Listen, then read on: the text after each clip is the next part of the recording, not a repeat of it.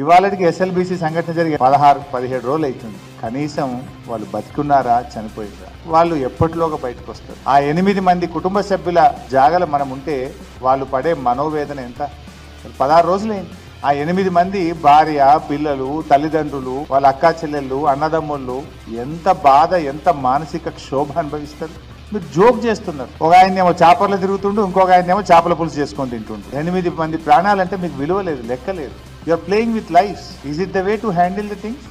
Conveyor belt ప్రారంభించడానికి 10 రోజులు పట్టింది. మీకు ఒక రోజు పని చేయగానే తుడుకుమన్నది, మళ్ళీ ఇప్పటికి పని చేస్తలేదు. There is no direction from the government, there is no clarity from the government. మీకు ఇంకా ఒక జోక్ చెప్పాలి.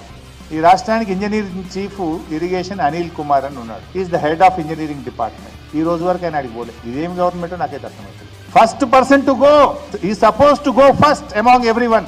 ఆయన ఈ రోజు వరకు ఇంతవరకు అడిగి పోలేదంటే అసలు నీ రాష్ట్రం ఎట్లా నడుస్తుంది? ఇంజనీరింగ్ చీఫ్కు బాధ్యత ఉండదా?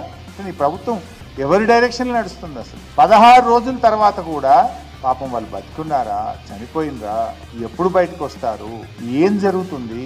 ఒక క్లారిటీ ఇచ్చిందా గవర్నమెంట్? మీ సలహాలు అవసరం లేదని పెద్ద పెద్ద మాటలు మాట్లాడినావు కదా ఉత్తమ్ కుమార్ రెడ్డి గారు.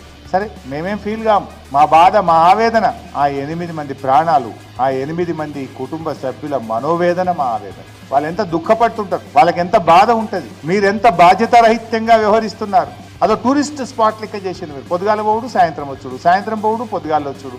అదే పద్ధతి.